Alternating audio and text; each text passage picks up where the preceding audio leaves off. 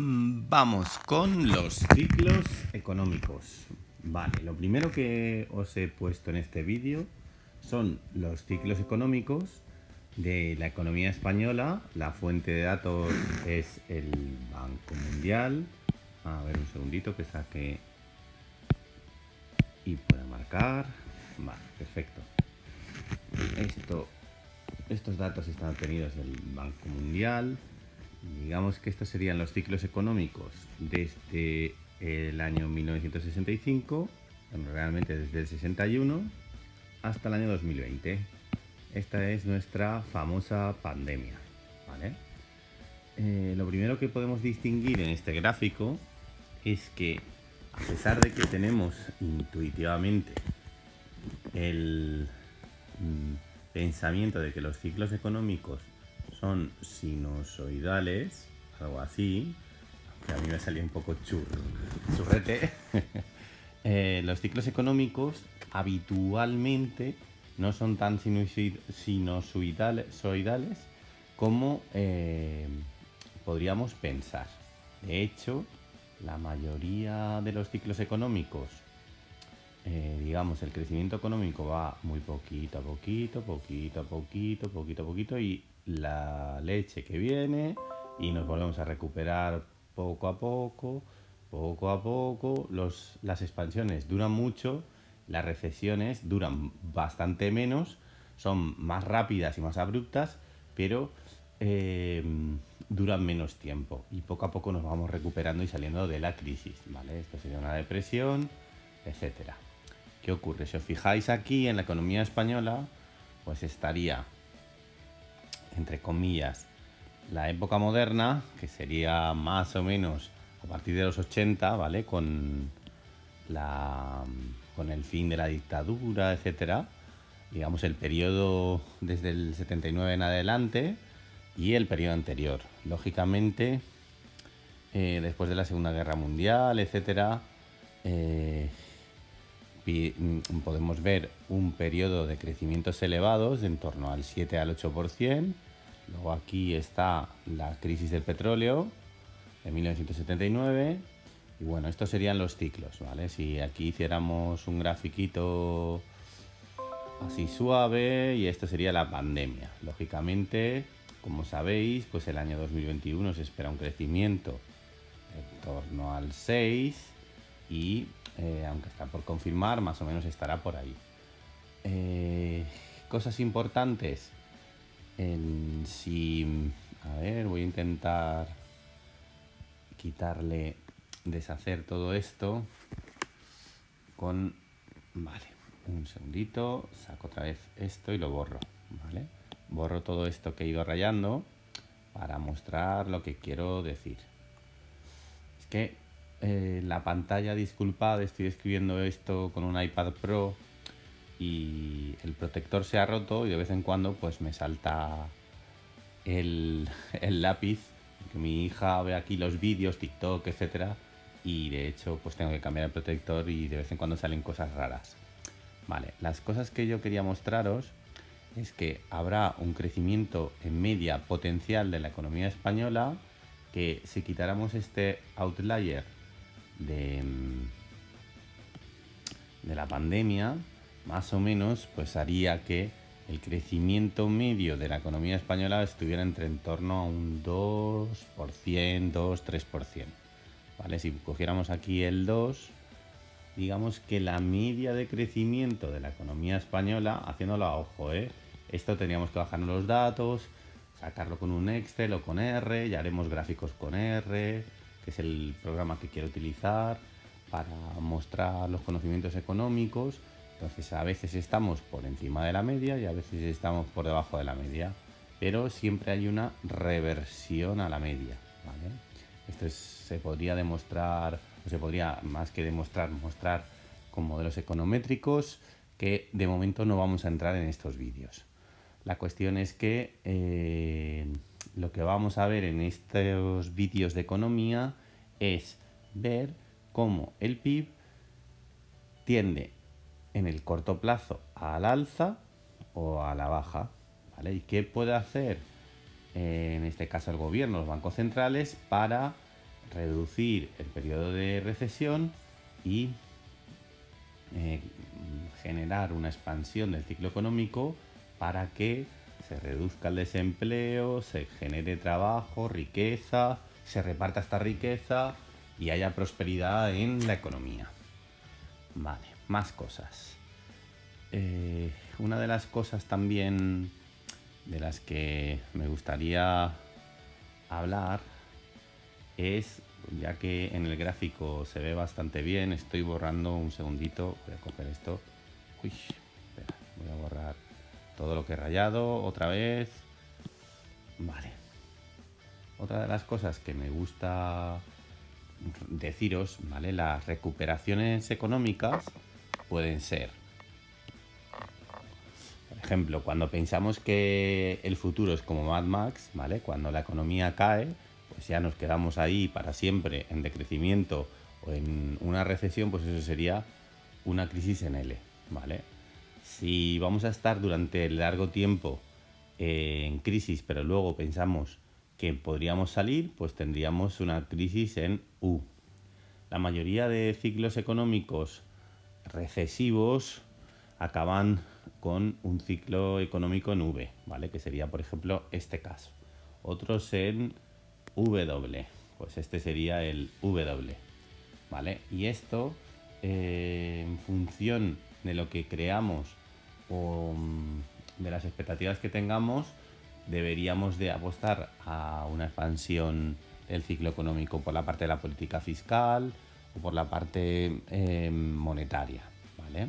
Vamos a ver muchas cosas y simplemente quería un poco aterrizar con datos reales cosas que son interesantes para describir el ciclo económico, ¿vale? Ahora mismo, lógicamente, la pandemia ha supuesto para la economía española un decrecimiento inaudito y, de hecho, haría parecer que el crecimiento económico de la economía española no es estacionario en términos de tasas de variación, cosa que no es así, ¿vale? La mayoría de variables económicas, cuando utilizamos su tasa de crecimiento, en este caso sería el crecimiento de I, que es el crecimiento del PIB, ¿vale? Que es el crecimiento del PIB en T más 1 menos el PIB en T partido el PIB en T, ¿vale? Entonces esto, que es una tasa de variación, generalmente va a producir un gráfico pues de este estilo, ¿vale? Esto sería en tanto por cien, esto serían los años y nada, esto pues en teoría pues haría algo así, ¿vale? Oscila, es estacionario en torno a un nivel, que en nuestro caso es el 2%, ojo que no es el 0, ¿vale? Porque somos economías, entre comillas, capitalistas, con crecimiento económico y lógicamente cuanto más madura es una economía, esta tasa de crecimiento en promedio suele oscilar entre el 2 y el 1, cuanto más en desarrollo está una economía, pues su tasa de crecimiento suele ser mayor, ¿vale? Potencial. Fijaros que aquí más cosas que podemos ver, vale, pues esto es el GDP, Gross Domestic Product, interanual, ¿vale? Esto a veces se pone como year over year, ¿vale? Pues de momento esto es lo que quería enseñaros, ¿vale? Otra de las cosas que quería enseñaros, a ver si me deja, es esto, ¿vale? Este gráfico muestra el PIB en términos nominales. Lo que pasa que aquí, como este es el Banco Mundial, pues está tomando los datos en dólares, ¿vale? Aunque nosotros sabemos que los datos pues van en euros, en la zona euro y en España. Y entonces nada, este es el PIB en términos constantes de 2010 en dólares. Sabéis que, de nuevo, en España los billones europeos, los llamamos así, billions, ¿vale? Nuestros billions son igual a los trillions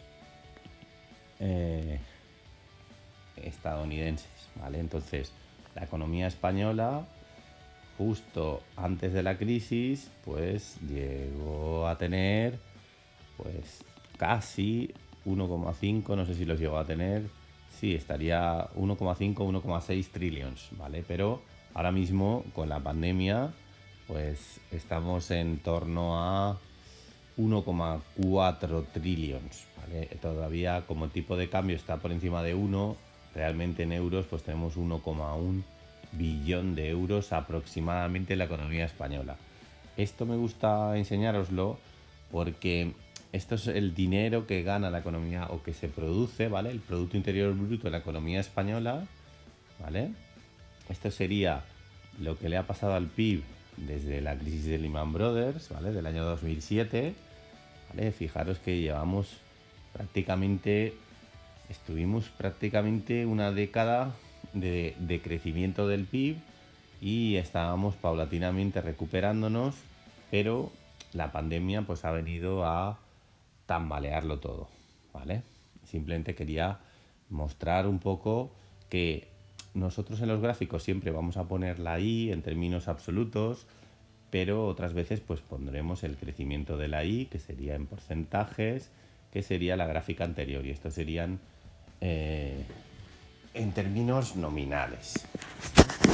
Igual que tenemos ciclos económicos en el PIB, también podríamos tener ciclos económicos en la bolsa. De hecho, los ciclos económicos de la bolsa teóricamente son leading indicators de los ciclos económicos de la economía.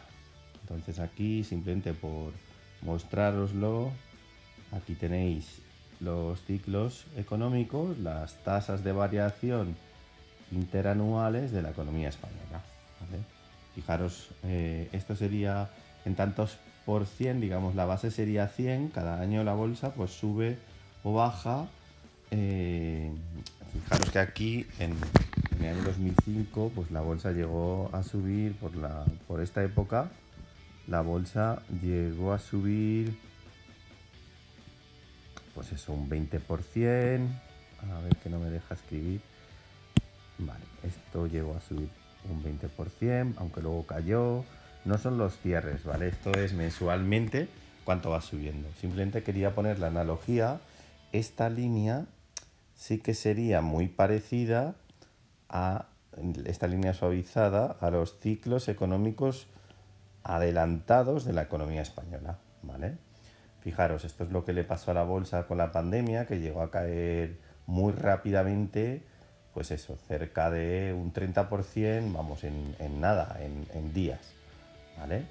Esto sería la otra crisis, la crisis cuando Lehman Brothers, etcétera, y la crisis subprime, y como hay también una reversión a la media, pues esta reversión a la media generalmente, salvo que haya una mutación de la economía, ¿vale? Y de ahí nuestra marca Economía Mutante, pues digamos que existe un eterno retorno, y entonces todo lo que cae mucho, pues tarde o temprano vuelve a su estado estacionario. A veces nos pasamos de frenada, a veces nos pasamos acelerando, ¿vale? Lo que vamos a hacer es estudiar en estos vídeos los ciclos económicos. Vale, cosas que tenemos que saber de los ciclos económicos. Vale, los ciclos económicos, básicamente en economía, lo que tratan es de ver qué le va a pasar a la economía en el corto plazo, ¿vale? A ver, un segundito. Entonces, para nosotros, en el largo plazo, los precios serán flexibles. ¿Vale? Los precios serán flexibles y podrán responder a variaciones de la oferta y la demanda, mientras que en el corto plazo los precios estarán fijos, ¿vale? De alguna manera, como los precios de alguna manera los determinan los empresarios, la oferta, las empresas, en el corto plazo, a cualquier demanda, la oferta será capaz de producir todo lo que necesite esa demanda sin elevar los precios, ¿vale? Entonces, en el corto plazo, esto es el PIB, estos son los precios, la oferta agregada, que es totalmente elástica, no es capaz de subir precios y no sube precios, Y entonces, si tenemos una demanda agregada inicial y aumenta la demanda agregada, pues esto hace que, como hay más demanda, pues pasamos de I0 a I1, de 1,1 billón a 1,5. Lo mismo al revés, ¿vale? En el largo plazo, sin embargo, como la economía depende de los factores capital y trabajo y recursos naturales que tenga esa economía, y las empresas, dado que tienen los precios flexibles, no hay rigideces, las empresas están en su máxima capacidad de producción y en el largo plazo pues la oferta es inelástica. ¿Qué ocurre? Si estuviéramos en la perspectiva del largo plazo, un impulso de la demanda agregada solo generaría inflación, ¿vale? Y nada de crecimiento. Esto sería P0 y esto sería P1. Los precios suben, pero el crecimiento económico se queda inalterado, ¿vale? ¿Qué ocurre? Como dijo Keynes, a largo plazo todos habremos muerto. Entonces existe una tentación, y además existen unos incentivos económicos para reducir la miseria, la desigualdad, el elevado desempleo, por el que los agentes económicos, los ministros de Economía, los grandes gestores de la economía, de alguna manera intervenir en la economía, porque aquí estamos suponiendo que estamos hablando de una economía liberal, clásica, en el que todo se regula por los mercados.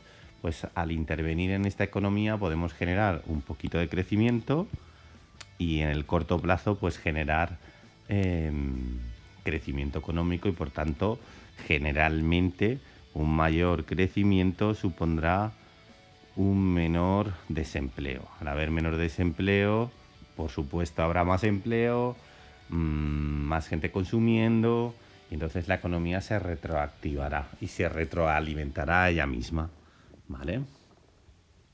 ¿Qué puede hacer que la demanda agregada se incremente? Pues nosotros lo veremos, o con políticas fiscales bajando impuestos, o incrementando la oferta monetaria, la cantidad de dinero que hay en una economía. Como lo veremos en los siguientes vídeos, un incremento de la cantidad de dinero disminuye los tipos de interés, y esa disminución del tipo de interés, que es el coste de endeudarse de las empresas, hace que aumente la inversión, y ese aumento de la inversión pues incrementará la demanda agregada, ¿vale? También podríamos hacerlo, hay millones de explicaciones, pero bueno, un poco este sería la ruta, poco a poco los pasos que ocurrirían, ¿vale? Los pasos que en estas teorías que vamos a ver en estos vídeos utilizaremos. En la teoría que voy a explicar en estos vídeos, al final, para determinar qué le va a pasar a la demanda agregada en relación a la oferta agregada, utilizaremos el modelo ISLM, lo veremos en los siguientes vídeos, ¿vale? Y el modelo ISLM nos permitirá obtener los multiplicadores de, por cada unidad que el gobierno incremente el gasto, cuánto va a incrementar I, ¿vale? Sabemos que el PIB, ¿vale? Esto sería el PIB. Esta línea que hemos visto antes, que ha ido creciendo, depende del consumo, de la inversión, del gasto público y de las exportaciones netas, ¿vale? Cuando utilicemos exportaciones netas tendremos una economía abierta. Cuando eliminemos las exportaciones tendremos una economía cerrada. La economía mundial, entre comillas, sería una economía cerrada, porque no tiene sentido, no exportamos a otros planetas. Entonces sería el crecimiento de la economía mundial atendería a lo que nosotros llamamos economías cerradas, ¿vale? Más cosas. Vamos a ver otra página. Para que lo tengáis en cuenta, el PIB en Estados Unidos ha crecido en el largo plazo a pesar de sus fluctuaciones, ¿vale? Esta media, en el caso de Estados Unidos, ha sido de un 3,5%. A veces ha subido mucho, a veces ha bajado menos, ha bajado más, y esto han sido un poco los ciclos económicos en Estados Unidos, ¿vale? ¿Qué más cosas? Bueno, cuando la economía atraviesa un periodo de disminución de la producción y aumenta el paro, pues llamamos a esta situación recesión, ¿vale?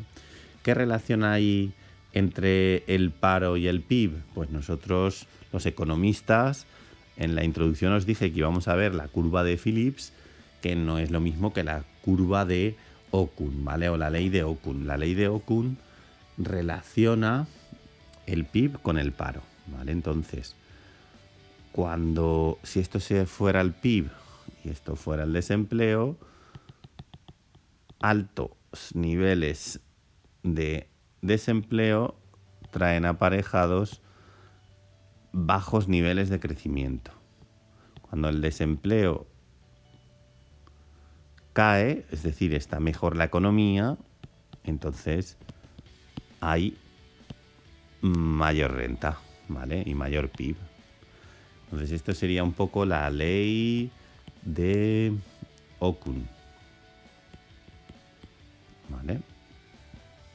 Nosotros veremos otra ley que es la ley o la curva de Phillips.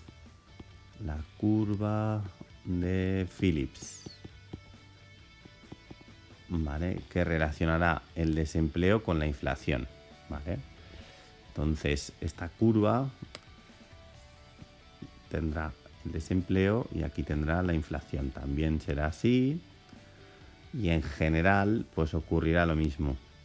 Cuando hay alto desempleo, la inflación será bajita, pero cuando hay o se reduce el desempleo y hay crecimiento económico, el crecimiento económico va a generar inflación, ¿vale? Entonces, la ley de Phillips la veremos mucho más adelante. La ley de Okun relaciona más o menos conceptos similares.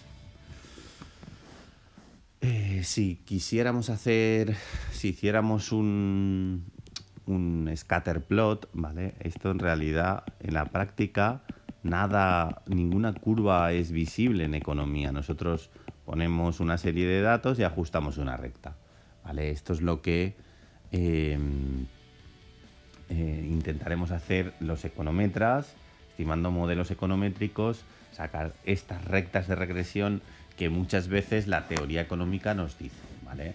Esta teoría económica se basa en unos fundamentos y, aunque parezca mentira, se hace muchas veces de manera muy similar a como lo hacen los físicos. Entonces hay mucha similitud en cómo tratan los físicos el comportamiento del universo con cómo tratamos los economistas el comportamiento de la economía y de los mercados, ¿vale? Esta función, al final, podremos llegar a... Realmente aquí, fijaros que he puesto el PIB, pero esto sería tasa de variación, ¿vale? Esto sería tasa de variación. Podríamos llegar a hacer una recta de regresión, un modelo paramétrico del crecimiento del PIB, ¿vale? Que esto sería, por ejemplo, así, diciendo, pues si el PIB en Estados Unidos es el 3,5 y hay una relación negativa, pues aquí ponemos 1,5 por el crecimiento del desempleo, ¿vale? Entonces, fijaros, un crecimiento del desempleo del 1%, en este caso, pues haría que el crecimiento del PIB pasara de 3,5 a 1,5, ¿vale? Esto si fuera un 1, pero fijaros que si esto fuera un 2, ya estaríamos en un crecimiento del 0,5. Pero si, por ejemplo, nos vamos al 3, ¿vale? Si el desempleo aumentara un 3%, ¿vale? 3 sería 3 por 1, 3, 3 por 5, 15, ya llevamos 1, 3 por 1, 3, 4, 4,5. Aquí, fijaros, esto por 3 sería igual a menos 1,5%, ¿vale? Un crecimiento del 3 puntos porcentuales del desempleo produciría una caída del PIB, ¿vale? Del menos 1,5, ¿vale? En realidad este parámetro pues puede ser 1,5, puede ser 2 o puede ser que sea 1, ¿vale? Lo importante es que el negativo mide la pendiente, en este caso, perdón, me he ido a la curva de Phillips, sería la pendiente de la ley de Okun, ¿vale? Más cosas.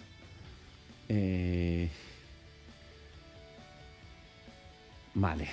Lo importante de los modelos que vamos a ver en el corto y en el largo plazo es que lo que intentamos es llegar a un modelo que relacione la oferta y la demanda agregada y que nos permita saber qué le ocurrirá a la economía si vienen determinados shocks como podría ser la pandemia, ¿vale? ¿Qué significa que los precios son flexibles en el largo plazo? ¿Vale? Pues si los precios fueran flexibles en el largo plazo, la cantidad de producción dependería exclusivamente de la capacidad de la economía para ofrecer bienes y servicios, ¿vale? De la dotación de labor y capital, de la tecnología existente, ¿vale? La flexibilidad de precios garantizará la igualdad entre la cantidad demandada de producción y la cantidad ofrecida, ¿vale? En este caso, la política fiscal y la monetaria influirán sobre las variables nominales, es decir, sobre las variables medidas en dinero, precios, salarios, tipos de interés nominales, pero no sobre las variables reales, empleo y tipos de interés reales, ¿vale? Nosotros en economía, por ejemplo, el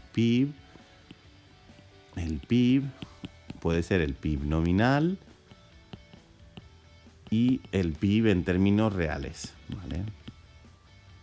Términos reales. Yo siempre me gusta explicarlo más con el IBEX. No es lo mismo el IBEX en términos nominales que el IBEX en términos reales, ¿vale? Por ejemplo, un crecimiento del IBEX del 6% en un año, ¿es poco o es mucho? Pues depende, porque si el IPC ha subido un 6%, realmente el crecimiento real del IBEX en un año sería cero, ¿vale? Lo mismo ocurriría con el PIB en términos nominales y el PIB en términos reales, ¿vale? ¿Qué ocurre? Cuando los precios son rígidos, la producción también depende de la demanda de bienes y servicios, pero también dependerá de la confianza de los consumidores en la economía, la confianza de los inversores, etc. Entonces, en nuestro caso, cuando estemos en el corto plazo, la conclusión que vamos a sacar es que las políticas monetarias y las políticas fiscales van a ser efectivas para estabilizar los ciclos económicos. Entonces, siempre que creamos que estamos en el corto plazo, y ya os digo, Keynes es uno de los que dijo en el largo plazo todos estaremos muertos y por tanto solo serían válidas a nivel práctico las políticas de corto plazo, habría que estabilizar la economía utilizando estas herramientas. En nuestro caso, lo que queremos es llegar a un modelo que relacione los precios con la cantidad producida, el crecimiento de los precios le llamaremos inflación y al decrecimiento de los precios deflación, ¿vale? Y entonces esto sería nuestra demanda agregada. Un clásico de los estudiantes de economía es equivocarse con la pendiente de la demanda agregada. Es muy fácil. Si yo tengo una casa que se vende a 3, entonces tendré esta cantidad que se produce, pero si los precios se duplican, ¿vale? Yo quiero vender una casa a 300.000 y le subo el precio a 600.000, pues lógicamente venderé menos casas, ¿vale? Unos precios elevados desincentivan la demanda. Esto es lo que quiere decir. Unos precios bajos incentivan la demanda. Lo contrario ocurre con la oferta, ¿vale? La oferta agregada, generalmente, en términos normales, la oferta agregada no es ni totalmente inelástica ni totalmente inelástica. Tiene esta forma creciente. Estos serían los precios, estos serían las cantidades. Aquí ocurriría lo contrario. Cuando una empresa vende un producto, cuando los precios están altos, pues quiere vender más y ofrece más porque teóricamente, si es que utilizáramos si diéramos por válida esta ilusión monetaria, pues en este caso, si yo estoy vendiendo una camiseta a 300 y me baja a 150, pues lógicamente las empresas a esos precios tan bajitos pues tendrán menos incentivos y producirán menos, ¿vale? Un poco de la relación entre la oferta y la demanda es de donde sacaremos el equilibrio de la economía. ¿Qué ocurre?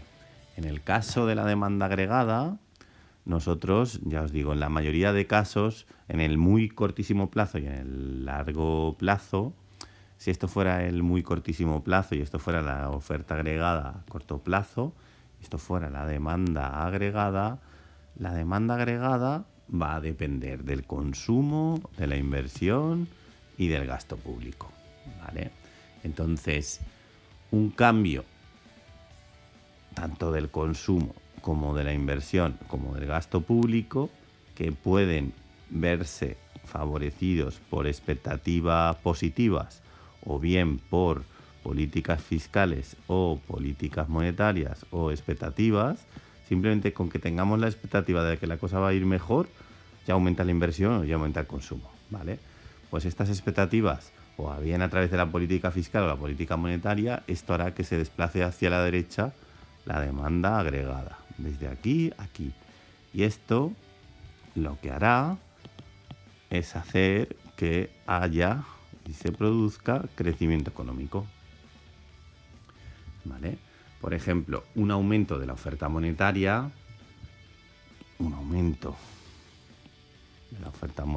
va a disminuir los tipos de interés, esto aumentará la inversión y esto desplazará la demanda agregada, ¿vale? Lo mismo ocurriría con el gasto público. Entonces, un incremento de G, pues directamente producirá un incremento de la demanda agregada, ¿vale? Porque es uno de los componentes del Producto Interior Bruto por el lado de la demanda. Por ejemplo, en el lado contrario, si disminuyéramos la oferta monetaria, entonces esto aumentaría los tipos de interés, ¿vale?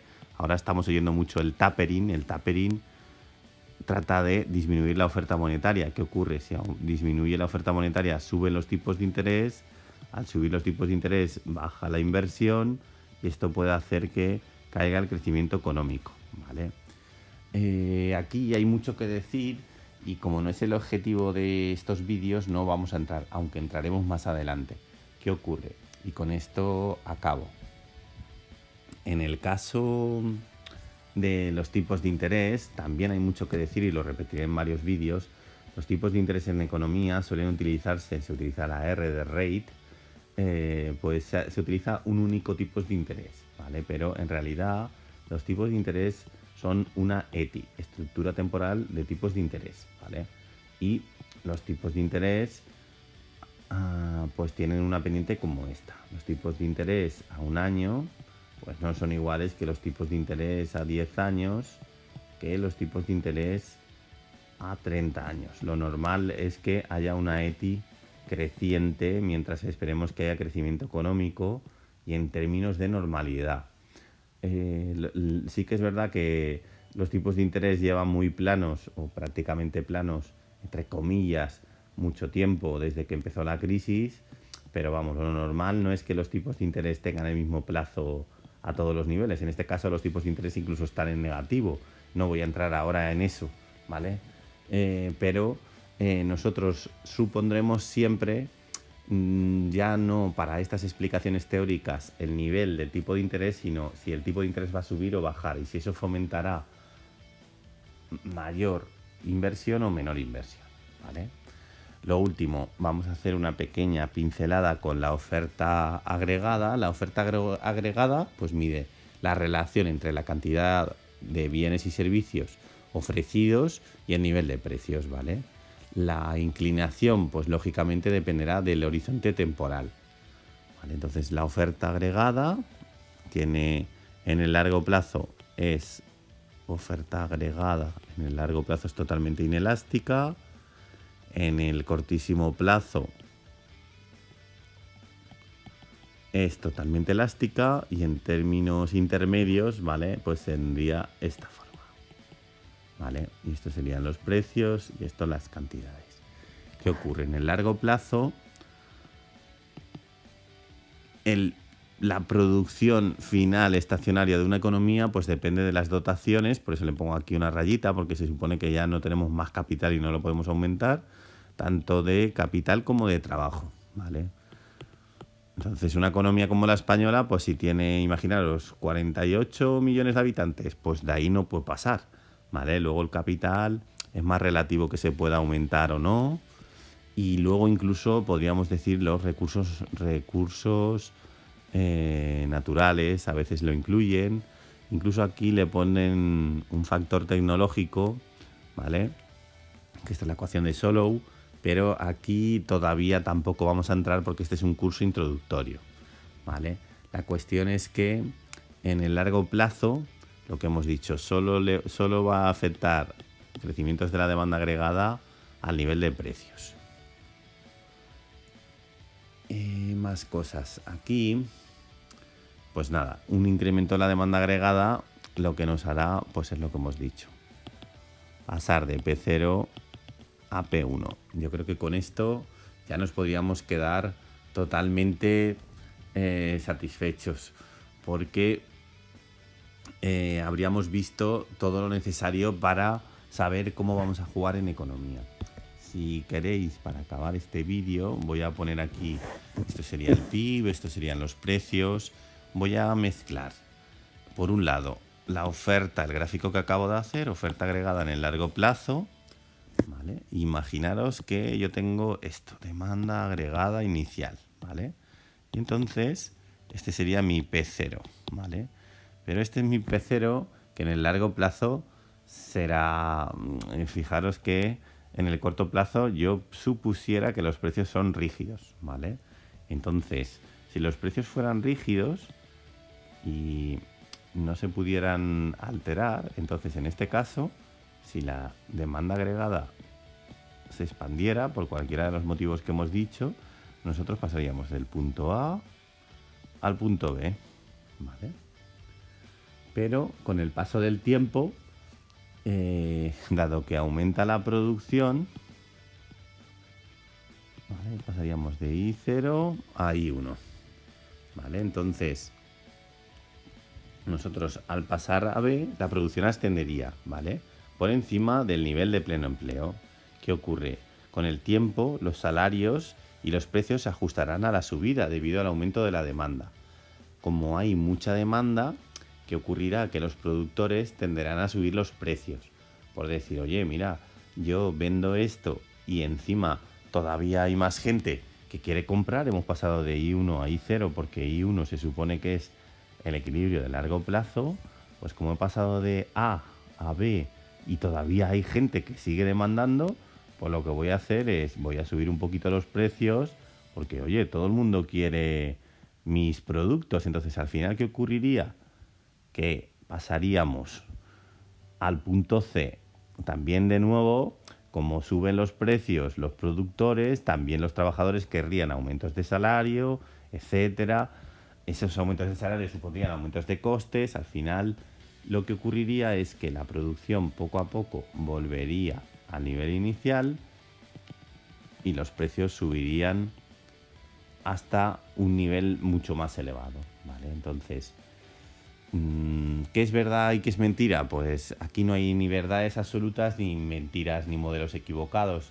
Determinados modelos nos servirán en momentos puntuales y como los médicos, pues tendremos que conocer cuáles son todas las teorías o cuáles son los procedimientos que hacen que la economía vuelva a un estado u a otro, y haciendo un diagnóstico de lo que ocurre, tendremos que tomar decisiones en la vida real, ¿vale? Que serán acertadas o no. Ya os digo, en la economía real ni la oferta agregada ni la demanda agregada serán observables. Nosotros los economistas lo que haremos es intentar medirlas a través de modelos paramétricos, econométricos, etcétera, cuantitativos. Pero lo que más luz nos va a dar para saber si, por ejemplo, ahora retiramos liquidez de los mercados y hacemos un tapering, serán los modelos teóricos, ¿vale? Cómo funcionan, en física le llaman las leyes universales de Newton. Pues aquí serían nuestras leyes macroeconómicas, que no son teorías porque la palabra teoría está como muy desgastada, ¿vale? Son estas leyes de la economía que, aunque sencillas, nos permitirán saber hacia dónde oscilarán las variables y, por tanto, tomar decisiones. Lo más importante, lógicamente, desde un punto de vista de un gestor económico, Para las empresas será maximizar el beneficio, para los consumidores y los trabajadores pues tener un empleo estable, tener un empleo y poder, entre comillas, ganarte la vida, como se suele decir. Por tanto, de la interacción entre los agentes económicos con diferentes necesidades, ¿vale? Llegaremos siempre a un estado estacionario, a una economía, a un punto donde la oferta será igual a la demanda y en ese equilibrio, pues en el largo plazo encontraremos el crecimiento de largo plazo, el potencial de esta economía y es de lo que se trata esta serie de vídeos, ¿vale? Es saber qué le ocurrirá a la economía tanto en el corto plazo como en el largo plazo. Y esto que parece poco es muy importante porque en función de lo que le ocurra a I y a P, ocurrirá lo mismo con los índices financieros, como por ejemplo, ya os digo, o bien las inversiones en bolsa o incluso los activos de renta fija, si es que en el caso del ISLM los relacionamos con los tipos de interés, o incluso si tenemos una economía abierta con los tipos de cambio que sabéis que las empresas export y import utilizan y es vital para tener unas indicaciones claras de cuáles serán sus beneficios a futuro, ¿vale? Porque a veces tienen los costes en dólares y son europeas, o tienen los ingresos en dólares y son europeas, ¿vale? Y todas las combinaciones que se os ocurran.